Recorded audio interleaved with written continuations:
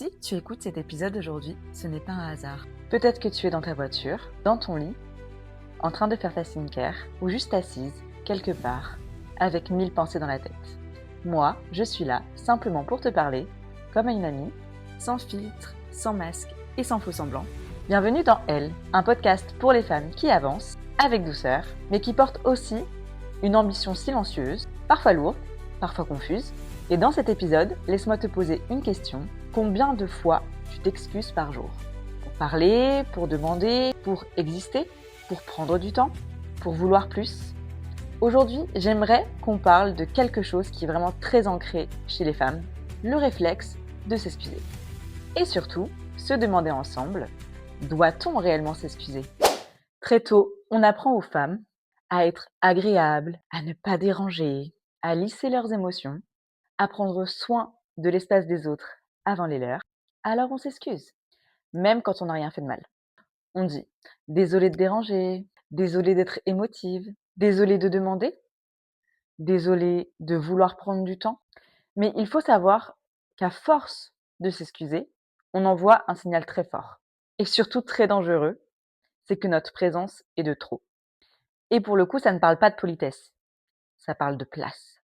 S'excuser devient une manière innocente de s'amoindrir, de s'effacer avant même d'être rejeté. Je suis cette personne qui s'excusait. Et pour le coup, je ne m'en rendais même plus compte. C'était devenu une habitude. En fait, je pense que je m'excusais par réflexe. Quand je prenais la parole, quand je mettais un cadre, quand je disais non, ou alors quand je changeais d'avis. Comme si je devais justifier le fait d'être humain, humaine en l'occurrence. Ou même, je dirais, par facilité, pour avoir la paix, dans mon couple comme dans mon cercle familial. Et un jour, une personne m'a dit quelque chose qui m'a marquée. C'était une psychologue à l'époque. Pourquoi est-ce que vous vous excusez? Vous ne vous sentez pas légitime? Et cette phrase, cette question m'a giflé de l'intérieur. Et je vous dirais que ça a vraiment été un réel électrochoc. Surtout que j'allais chez la psychologue pendant que j'étais enceinte de mon premier enfant. Et à ce moment-là, j'avais vraiment envie de régler certains traumatismes que j'avais eus en tant qu'enfant moi-même. Et c'est là où il y a eu un intérêt en fait, et je pense que c'est pour ça d'ailleurs que j'ai eu un électrochoc. Et je me suis rendu compte à quel point c'était vrai. Parce qu'en fait, c'était pas une question de rester humble, c'était pas une question de rester gentille. En fait, je faisais ça pour me rendre plus petite. Du coup, j'ai commencé à faire un travail très simple, mais je me suis rendu compte que c'était très puissant. Au lieu de dire désolé, eh ben, j'ai assumé mes pensées pour dire voilà ce dont j'ai besoin. L'objectif n'est pas de s'excuser pour avoir la paix, mais de faire en fonction que la personne en face de moi comprenne mon point de vue et qu'on puisse échanger. Je dois vous dire vraiment qu'au début, c'était très inconfortable, hein, parce qu'en fait, je sortais d'un rôle qu'on m'a toujours appris à jouer. Et pour le coup, c'était pas volontaire, hein. Je me suis forcée à jouer ce rôle. Mais en sortir, ça a été très compliqué. Et en fait, petit à petit, tu te rends compte que les choses changent et que tu ne t'excuses plus d'être toi-même et surtout que tu ne demandes plus la permission. Mais effectivement, le fait de s'excuser, des fois, fait avaler la pilule de ce qu'on pense un peu plus facilement.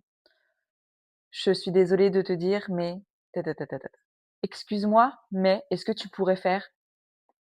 Et je vous avoue que je l'utilise encore parce que mine de rien, aujourd'hui dans mon travail, je suis obligée de faire du management, transversal. Et c'est vrai que c'est quelque chose que je peux encore utiliser aujourd'hui.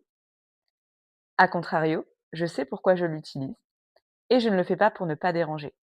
Je fais juste ça pour que ça passe plus facilement, pour ne pas heurter les gens, vous voyez? Parce que même si on arrête de s'excuser, je pense sincèrement qu'il y a la façon de parler, la façon de dire les choses dans le respect et de faire comprendre aux personnes ce qu'on pense sans avoir un ton moralisateur, vous voyez? Et cette question de s'excuser, elle est vraiment importante et je pense qu'il faut tout de suite mettre les bases dans notre couple, dans notre cercle familial ou même dans notre cercle d'amis. On ne doit pas changer nos amis, on ne doit pas changer notre partenaire, on ne peut pas changer notre famille. Et ça, c'est quelque chose qui est très important parce qu'aujourd'hui, je pense sincèrement qu'il faut qu'il ne faut pas oublier qui on est, certes, mais surtout qui est-ce qu'on a en face de nous. Si les personnes de votre entourage veulent que vous changiez, ce n'est pas normal. Que ce soit en amitié, que ce soit en couple encore une fois ou en famille, ou même au travail. Au travail, on peut changer la manière de faire, le savoir-faire, mais en aucun cas on ne pourra changer notre savoir-être. Et ça, j'en suis intimement convaincue. Aujourd'hui, rester soi-même, c'est vraiment le maître mot pour une vie plus simple et plus douce. Et ça, j'en suis vraiment convaincue. C'est pour ça qu'avant de vous excuser, je vous invite vraiment à vous dire pourquoi est-ce que je veux m'excuser, pour comprendre encore une fois ce que vous ressentez et de vous dire est-ce qu'il faut vraiment que je m'excuse à ce moment-là? Est-ce que la personne qui est en face de moi ne me demande juste pas de ne pas être moi-même? Parce que je peux vous jurer que vous allez faire un grand tri dans les personnes, qui font votre entourage et ça va vous faire le plus grand bien. Au départ, c'est très dur de dire au revoir à des personnes toxiques ou en tout cas de prendre ses distances avec ces personnes, mais je peux vous jurer que sur du long terme, c'est vraiment bénéfique. Parce que encore une fois, on ne peut pas vous demander d'être une autre personne. Ça paraît logique quand on le dit comme ça, mais je peux vous dire que c'est pas évident pour tout le monde. Et je pense aussi que de s'excuser va avec la peur de décevoir. En tout cas, moi, c'était vraiment mon cas. J'avais vraiment peur de décevoir mes proches si je n'arrivais pas à faire quelque chose. Vous voyez un petit peu le lien avec l'échec et l'épisode précédent, que je vous invite bien évidemment à aller regarder. On a peur de déplaire, donc on s'excuse. On a peur de ne pas bien faire, donc on s'excuse. Et après, ça devient une habitude. Et comme toutes les habitudes, c'est très dur de se détacher d'elles quand elles sont installées. Mais encore une fois, je t'invite à respirer profondément et à réfléchir ce qui est important pour toi.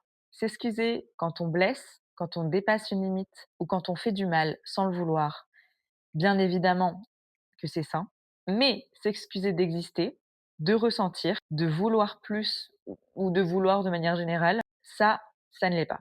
Et donc petit rappel, tu n'as pas à t'excuser d'avoir une opinion, de vouloir plus, de poser des limites, de changer, de grandir.